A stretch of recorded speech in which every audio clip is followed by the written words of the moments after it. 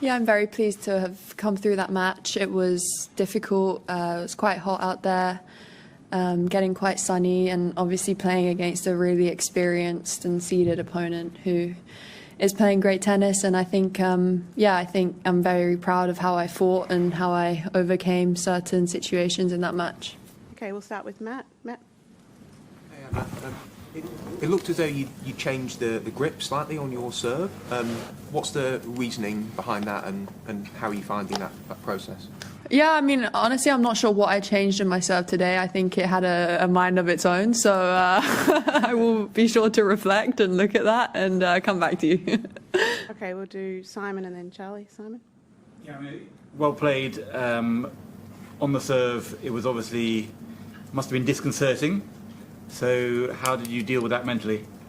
Yeah, I think accepting the situation. I think in the first set I was hitting a lot of good first serves. I hit a few aces, and at the same time I was hitting a double fault. So I was like quite accepting that, okay, I'm at least going for it. And I think as the balls got heavier, it was a lot more difficult. And as I think more kept coming, it was not easy to kind of refocus, but I knew that, you know, even if I was down, I have great returns, and it was good to be able to rely on other parts of my game today that I know are quite strong as well. So, yeah, I'm just very proud that I didn't let it affect me too much and let the match run away from me.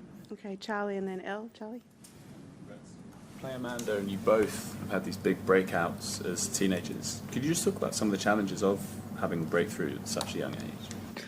I think there are challenges in the sense of you obviously get a lot of attention, and maybe certain decisions are judged or what you're doing is potentially criticized. But at the same time, I feel like it's given us a great platform to, you know, be able to have opportunities, to be able to invest in our team, to be able to enjoy playing on big courts, for example. So even though there comes challenges, I think I want to look at the positive and optimistic side as well. Okay, we'll go Elle, Stuart, James. Elle? When you are working on a shot, especially the serve, I guess, how difficult is it to trust that fully when you go into a match?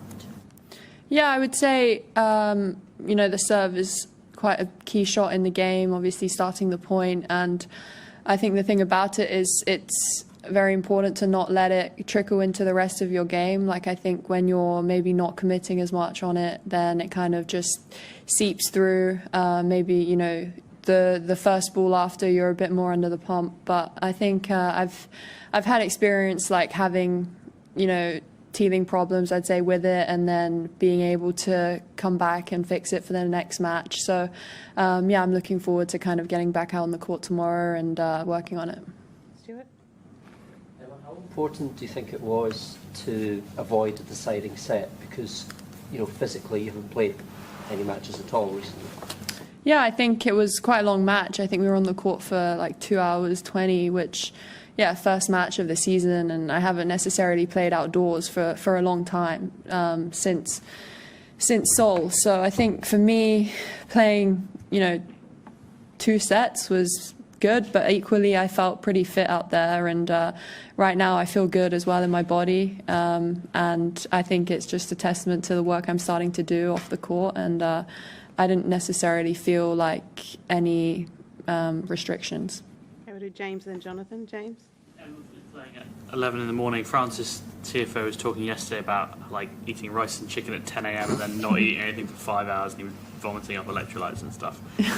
Can you just talk about like what your meals look like on a day like today when you're playing a long match in the middle of the day, because you basically played through lunch? Yeah, no, I mean, it's also like a very early wake up, so I think for me I struggled to eat when I opened my eyes first thing. So I actually was pretty light this morning. I just had some berries and a coffee before I practiced, and then after practice I just had toast, like plain toast with honey and banana, just like pure carb loading, because I couldn't stomach some rice and salmon. But I'll be sure after this to get my salmon intake in for the day. Okay, Jonathan? You've obviously got a lot of Grand Slam experience now, but I'm wondering if you still feel any nerves coming into the majors, and especially here, with it being the first one of this season. Yeah, I think first rounds, there's always nerves. I feel like every player in the draw would think that. I think it's just about overcoming it and getting through first rounds. And I love playing the slams. I love playing the big tournaments, of course, but you do feel a little bit more, you know, like excitement and buzz at these tournaments, especially with how busy it is, and when you walk around, there's a lot going on. So it's just important to stay focused and in your zone, and I think I'm doing a good job of that. Just how I go about my day and my business. That's all I can do, and I'm just going to keep doing it. Okay, David. It doesn't get any easier on paper. You've got Amanda Anisimova next. What do you know about her? Yeah, I know she's a big ball striker. I mean, she hits the ball really hard. Practiced with her a couple times, and yeah, she likes to dictate. So I think it's going to be a big challenge for me. Of course, she's had some amazing results as well. She broke out really early, so I'm looking forward to going out there and testing my game and seeing where I'm at. Okay, we'll do two more, Tumaini, and then finish with Matt. Tumaini. There was obviously a time when everything was very new for you, and you still had a Grand Slam already. How familiar does all of this feel now? This is your fourth Australian Open, so yeah, you've seen this place a lot now. Yeah, it's nice when you know where certain things are and you don't necessarily feel completely lost, I'd say, and you know your way around. I think I do feel more comfortable just with the way I'm operating. I feel like that brings me a lot of security, just knowing I have routines that I stick to, knowing that I have, you know, good people around me as well. And we just continue with the work, really. It's my goal this year. It's not to be too high or too low. I think keeping pretty level, even after today, you know, it's great to win a match on tour for a few months, but I think I just want to look at it, celebrate it for what it is, and just kind of move on. And that's going to be the same, you know, when I do lose a match this year. It's not going to be, you know, a disaster either. Okay. Oh, yeah, that's fine. Would you talk? I'm curious, how much does your fitness program and the exercises you're doing, how much do they change compared to what you were doing before? Is it kind of completely different? Are there things that you were doing before that you're still doing now? How does that work?